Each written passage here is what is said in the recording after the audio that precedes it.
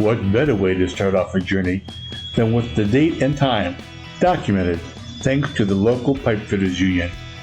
Our journey starts off on Interstate 80 East and then on Interstate 57 South, past familiar landmarks like the cross at the crossroads and the giant cutout of George Harrison.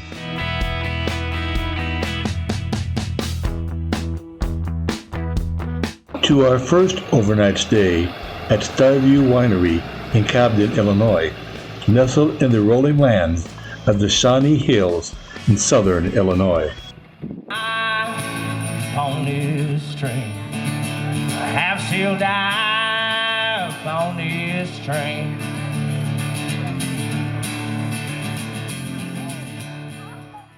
On the night we're there, as you can see, the winery offered live entertainment.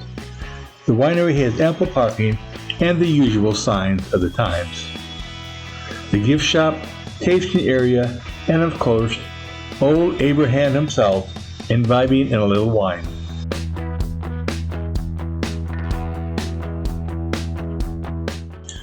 The grounds are large and there is a man-made pond to relax around. The patio offers social interaction when there were simpler times.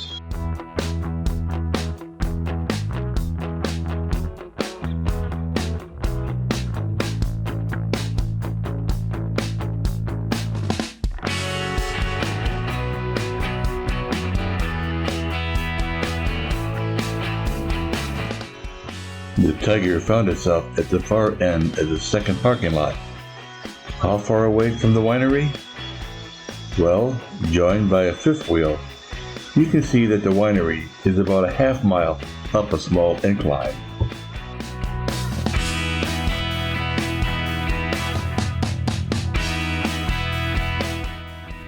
Here we are on the road the next day. Somehow buying fuel at a place called Boomland seemed problematic, but that is where we bought our fuel.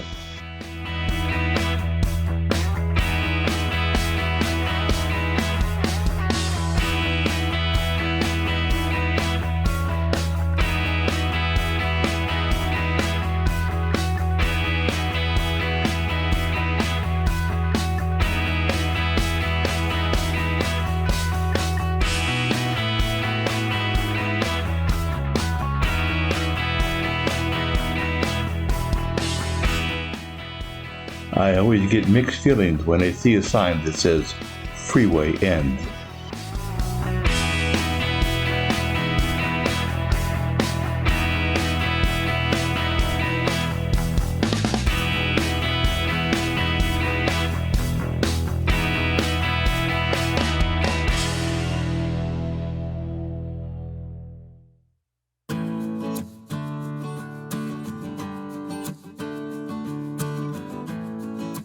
One thing that the South is plentiful with is churches. It seems every mile has a place of worship. Here are just two examples. At the Simpsons Bank Arena, the Little Rock Trojans play their home games. An overview of downtown Little Rock.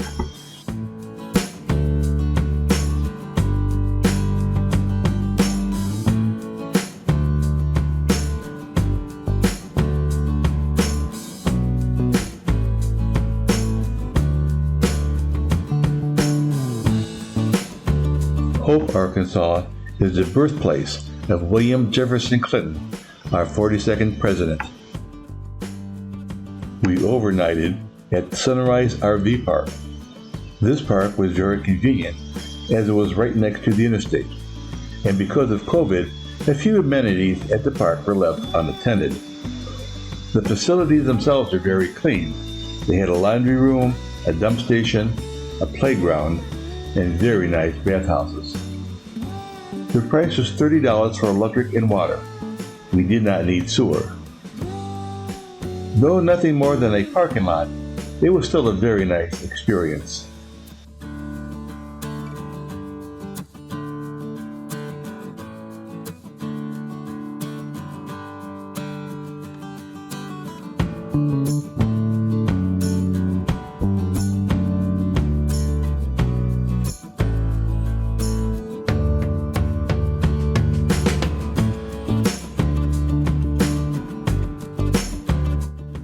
Walmart, no matter where, always seems to be crowded.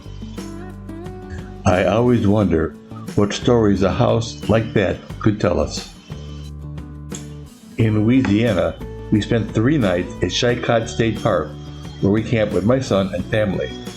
The site had electricity and water, which I found unusual for a state park, but it was a nice perk. The price for the 3 nights was over $80, which I also thought was high for a state park.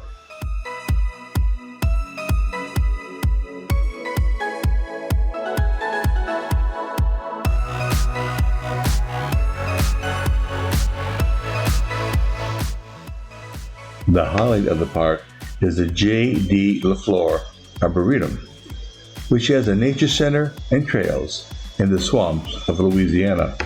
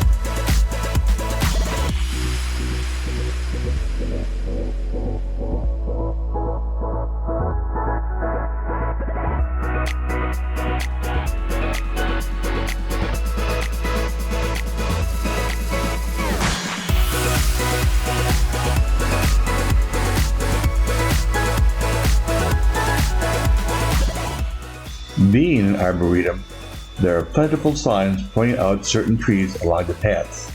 Here are a few examples.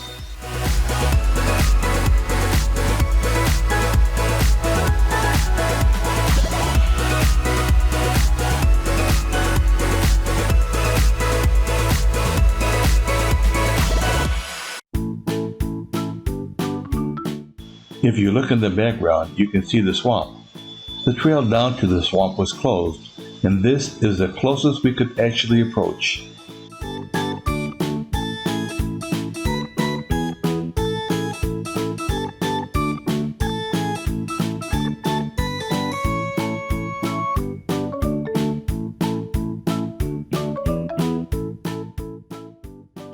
Look close, and you can see 2 wasps building their nest.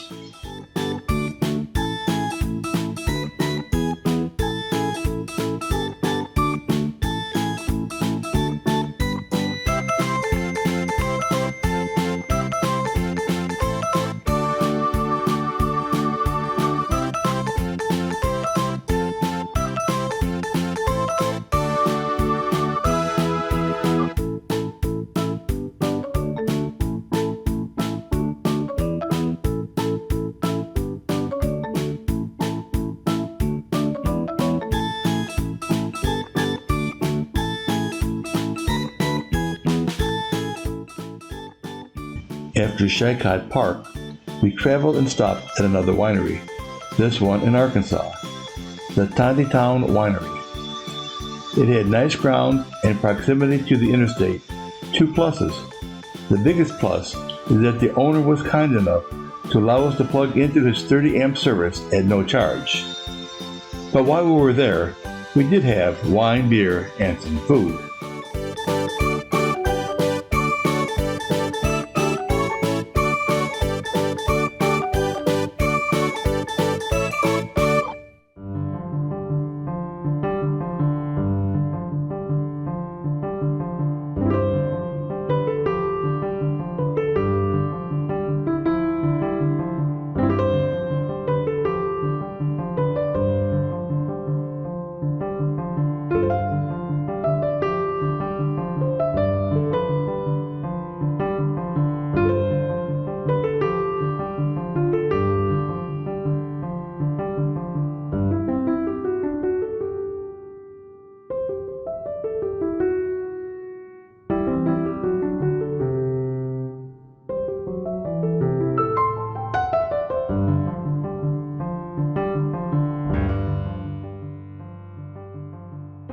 All wineries seem to have the same trinkets, but then again, why not?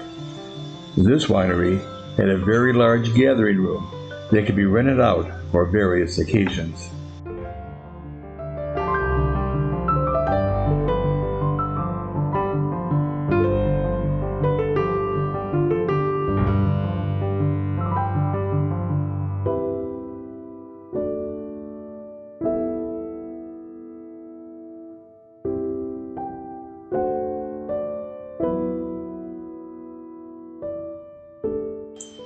We'll end this with an Instagram shot of Mrs. Tiger enjoying her wine. And as always, thank you for watching.